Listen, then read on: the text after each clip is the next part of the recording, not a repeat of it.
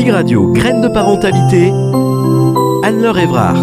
Bonjour à tous et bienvenue sur Graines de parentalité. Quand la maternité, souvent idéalisée, devient un cauchemar, quand ce passage de femme à mère devient un calvaire, celui de ne plus supporter ses enfants, de ne plus se retrouver en tant que femme et finir par étouffer dans ce rôle qu'on se construit, celui de mère parfaite.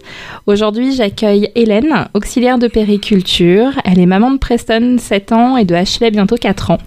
Elle a traversé ce qu'on appelle un burn-out parental. Elle a accepté de mettre des mots sur ses mots passés et comment elle a réussi à reprendre plaisir dans son rôle de maman. Bonjour Hélène. Bonjour. Est-ce que tu peux me dire un peu pour toi ce que c'est la définition du burn-out parental ?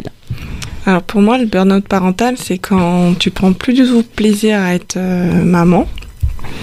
Pour moi, par exemple, ça s'est prononcé où je criais beaucoup, je manquais beaucoup, enfin, j'étais très fatiguée, tout m'épuisait, à peine réveillée, j'étais fatiguée. Et je prenais aucun plaisir avec mes enfants. Et la coupe était pleine. Ouais, et pour toi, à quel moment ça a été un point de non-retour, le moment où tu t'es dit, là, il y a un truc qui va pas ? Quand je me sentais vraiment seule, j'avais vraiment cette sensation d'être une mère horrible, à passer vraiment mon temps, comme je te disais, à beaucoup crier. Je pleurais énormément parce que je culpabilisais beaucoup de crier. Et puis là, je me suis dit à un moment, mais ça peut plus durer comme ça, il faut que les choses changent. Ouais, la culpabilité, je pense que c'est quelque chose qui revient souvent. Je pense à Karine, la sage-femme, je pense que tu connais, qui est connue sous le nom de Quantique Mama, qui dit que la culpabilité, ça vient avec la maternité. Ouais. C'est quelque chose, toi, que tu as ressenti ou pas du tout ? Si, beaucoup de culpabilité. J'avais cette image de mère parfaite où, surtout que j'étais dans une éducation bienveillante. Alors, pour moi, je devais pas crier, pas un mot plus haut que l'autre.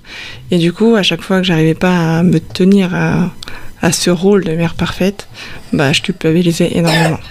Et est-ce que tes enfants te le disaient ? Est-ce que c'est quelque chose qui s'est manifesté dans leur comportement ? Du coup, ils étaient peut-être à leur tour aussi agressifs, puisque c'était le seul modèle qu'ils avaient. Après, ils étaient assez jeunes, donc j'ai pas eu de mots vraiment qui m'ont dit « Maman, là, ça va pas du tout, quoi ».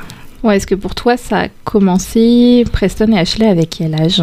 Ça a commencé vraiment où je me suis dit que c'était plus possible que je sombrais. Ashley avait 1 an et demi et Preston 4 ans et demi, du coup.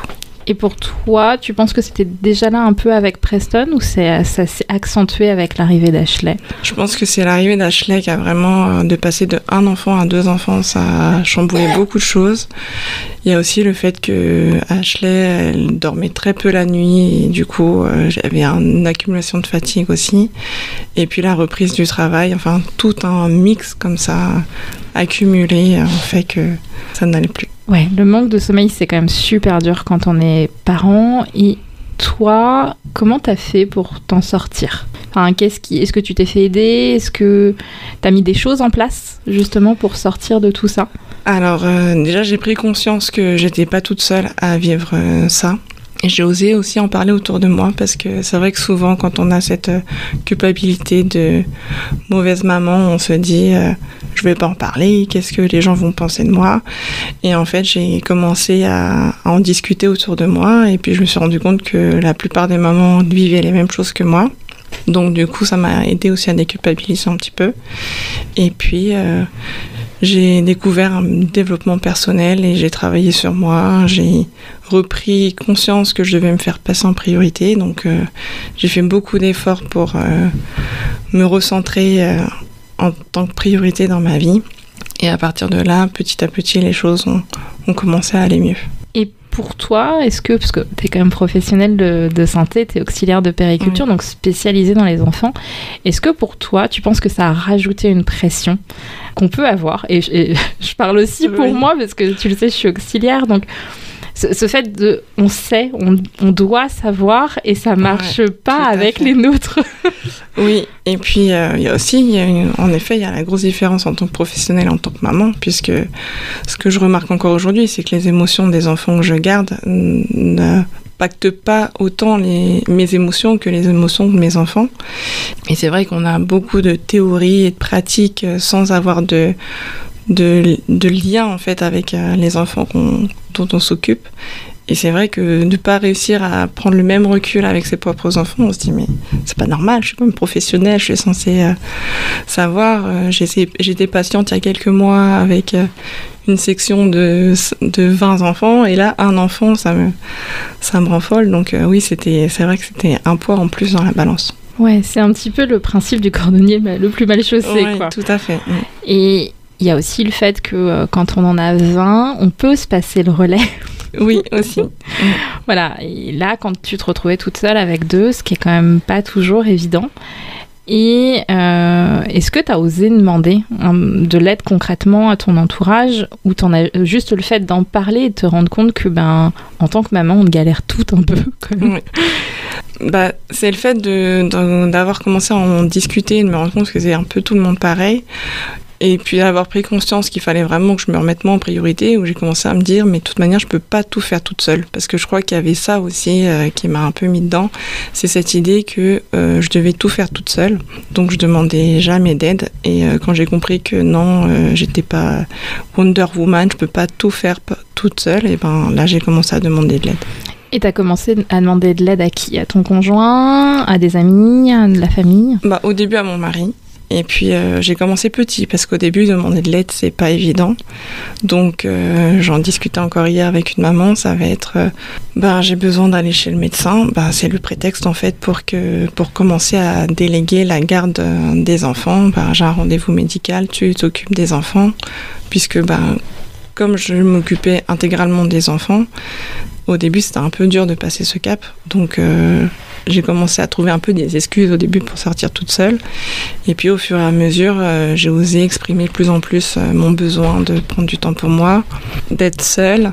Et puis petit, on arrive aujourd'hui où j'ai plus peur de demander et les choses se font naturellement. Et donc toi, si je comprends bien, tu reprends mes mots si c'est pas tout à fait ce que tu as envie d'exprimer, mais c'est le fait de te retrouver en tant que femme qui t'a permis de te retrouver après dans ton rôle de mère. Ouais, tout à fait. C'est vrai que je m'étais complètement oubliée en fait dans ce rôle de maman. Et du coup, ce qui m'a vraiment sortie de ce burn-out, c'est vraiment de me retrouver en tant que femme. Ouais, de prendre du temps pour toi. Et aujourd'hui, est-ce que tu arrives à prendre vraiment du temps pour toi? Ça se manifeste comment, d'arriver à prendre du temps rien que pour toi? Oui, tout à fait, parce que je suis aussi sortie de cette croyance que prendre du temps pour soi, c'est de sortir au restaurant avec ses copines ou d'aller chez le coiffeur. En vrai, il y a plein de choses qu'on peut faire au quotidien, de toutes petites choses qui peuvent vraiment nous ressourcer, comme par exemple boire un thé au soleil. Et ça peut prendre juste 5 minutes, mais juste de savourer ce moment en pleine conscience en se disant là c'est mon moment à moi, je suis seule, je redescends la pression.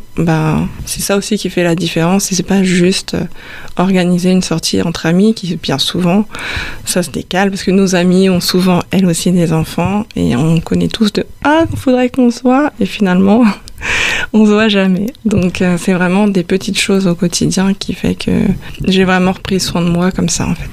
Ouais, des fois c'est aussi, je pense, de lâcher prise et de se dire c'est pas grave, on va aller mettre 5 minutes devant un écran. C'est pas top, c'est pas fou, mais là tout de suite j'ai besoin. Exactement, oui c'est ça, c'est sortir aussi de... J'avais dit que je les mettrais pas devant l'écran, je suis une mauvaise maman si je me fais passer en priorité, mes enfants avant tout. Et c'est vraiment sortir de toutes ces croyances-là pour se faire passer en priorité, parce qu'à partir du moment où nous on se sent bien, ça rayonne autour de nous en fait. Et la place de ton couple dans tout ça, est-ce que ça a eu un impact, le fait que toi t'allais pas bien et que t'arrivais plus à gérer ton rôle de maman en fait, et par conséquent plus ton rôle de femme en tant que femme, pas d'épouse? Il y a eu des répercussions aussi très négatives sur mon couple, puisque je me sentais très mal, donc dès que mon mari me disait quelque chose, je le prenais très mal, donc ça partait souvent en crise. Et puis il comprenait pas ce que je vivais parce qu'il le vivait pas vraiment, il avait un recul en fait par rapport à la situation. Et comme j'exprimais pas non plus clairement mes émotions, mes ressentis, mes besoins, il y a eu un moment où la communication bloquait un peu.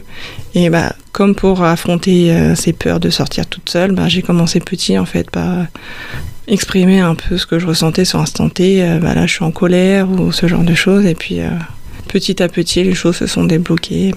Et puis aujourd'hui, ça va mieux du coup. Et est-ce que tu aurais un conseil pour le conjoint ou la conjointe de quelqu'un qui rentre en burn-out parental, justement pour essayer d'aider, de soulager et d'amener les choses doucement, parce que c'est quand même pas facile dans ces cas-là d'amener tout ça? Ce serait vraiment de ne pas être dans le jugement en fait, quand la maman parle de son mal-être, et de pas dire oui mais moi quand ils sont avec moi ça se passe très bien. On le sait que quand ils sont avec les papas ça se passe toujours très bien, et ça c'est aussi très culpabilisant parce qu'on se dit en tant que maman mais lui il y arrive, moi j'y arrive pas, c'est pas normal, alors qu'il y a quand même cette notion de figure d'attachement. Peut-être que tu en as déjà parlé ou tu comptes en parler. J'en ai pas parlé mais ça pourrait être une idée de podcast. Et oui, vraiment d'être dans l'écoute sans jugement et sans vouloir absolument donner une solution. Je sais que plusieurs fois on s'était disputé parce que je lui dis je suis fatiguée, je trouve qu'ils écoutent jamais, et en fait en bon mari, il cherchait à me donner des solutions. Tu devrais plutôt faire comme ci, plutôt faire comme ça. Mais en fait, j'avais vraiment besoin d'écoute et pas de conseils pour comment mieux faire. Donc vraiment, être dans l'écoute et sans jugement. Et donc, on parlait de la figure d'attachement. Est-ce que tu peux me le dire dans tes mots à toi, pour toi, ce que c'est? Parce que ça parle peut-être pas à tous les gens qui nous écoutent. Oui, alors pour moi, la figure d'attachement, c'est vrai que des formations professionnelles, c'est vraiment cet attachement qu'a un enfant envers l'un de ses parents. C'est pas obligatoirement la maman, mais en général, c'est plutôt la maman, où l'enfant se sent pleinement confiance, en sécurité, et du coup, il va il va exprimer totalement ses émotions sans limite. Ouais, moi je rajouterais que c'est aussi le fait qu'il sait que cette personne va l'aimer inconditionnellement. Aussi. Et que comme il est aimé inconditionnellement, et quand quelqu'un nous aime inconditionnellement, on peut se montrer vraiment comment on est dans nos très très bons côtés. Oui. Maman, je t'aime, je viens de faire des câlins, et la grosse colère qu'on a toutes vécue quand on va aller chercher à la crèche ou chez la nounou, on dit pourquoi t'es là, je voulais pas que tu sois là. Et le papa il va et c'est formidable, moi elle m'a sauté dans les bras et c'était génial. Voilà. C'est le truc pas très sympa des fois, mais c'est de se dire qu'avec nous ils se sentent en confiance. C'est ça. Et en plus, là aujourd'hui, on sait qu'il peut y avoir des figures d'attachement un petit peu différentes. Par exemple, il peut y avoir une figure d'attachement pour le bain et une pour aller déposer chez la nounou. Ça ne sera pas la même en fonction des habitudes qui ont été prises dans la famille. Et toi, est-ce que là, tout de suite, tu aurais des ressources pour s'aider à s'en sortir, des professionnels à qui en parler, plutôt en parler à ses amis? Quand on ne se sent pas bien, il est important d'en discuter avec son médecin, parce que peut-être que c'est autre chose que juste un burn-out parental, ça peut être une dépression plus générale. Et oui, il ne faut pas hésiter à en discuter avec ses amis de confiance. Et peut-être doser les réponses qu'on peut avoir de nos amis, parce que tout le monde va pas forcément être bienveillant et va peut-être aussi être dans le jugement. Oui, mais c'est normal, c'est des enfants, ça peut être compliqué, c'est dur d'être maman. On risque d'entendre ce genre de propos-là. Et il faut vraiment prendre du recul par rapport à ça et peut-être trouver des personnes qui sont vraiment dans l'écoute bienveillante de ce que tu vis. Et du coup, vraiment, comme je disais, se recentrer sur soi, vraiment prendre du temps pour soi. Et donc, en tant qu'amie, en fait, ce qu'il faudrait, c'est de ne pas minimiser ce qui se passe et d'être vraiment hyper bienveillante et juste entendre le ressenti de l'autre sans chercher à répondre, en fait. C'est ça, ou tout simplement dire qu'on vit la même chose et qu'en effet, c'est dur. Mais comme je dis, après, il y a des nuances aussi. C'est entre oui, c'est dur, en même temps, t'es maman, c'est normal. Non, c'est pas normal de se sentir vraiment mal en tant que maman. C'est vrai qu'il y a des périodes difficiles, ça, on va pas le cacher. Mais quand ça dure vraiment tout le temps et qu'il n'y a jamais un moment de bonheur, en effet, vraiment trouver une écoute bienveillante. Et toi, tout ça, je sais que tu en parles un peu sur ton compte, un peu beaucoup d'ailleurs, oui. Sur ton compte Instagram. Tu peux nous en parler un tout petit peu? Oui, donc pour celles qui le veulent, donc moi, mon compte Instagram, c'est Hélène-8Pelage. Et en fait, en plus de mon emploi salarié, donc j'accompagne les mamans à reprendre le rôle principal de leur vie, puisque moi j'ai mis en place des choses dans mon quotidien pour reprendre mon rôle principal, et c'est vraiment là que ça permis de changer mon état d'esprit et ma relation avec mes enfants surtout et avec mon conjoint aussi. Ouais, tu donnes plein d'astuces au quotidien. Oui, pour prendre soin de soi, pour justement, tout à l'heure je parlais de croyances et pour prendre du temps pour soi, il faut forcément sortir avec des copines, tout ça. Je donne aussi plein d'astuces pour se libérer de ce genre de croyances. Donc voilà. Ouais, tu partages pas mal de photos. Je me souviens de celle sur ce coucher de soleil très sympa d'ailleurs, qui m'avait fait lever le nez dehors en disant « Ah ouais, en fait, il y a un super coucher juste à côté. » En tout cas, merci beaucoup Hélène pour ton témoignage. J'espère que ça pourra aider certaines mamans. Et puis, je vous dis à bientôt sur Dig Radio. Au revoir. Graines de parentalité. Dig Radio, graines de parentalité. Anne-Laure Évrard.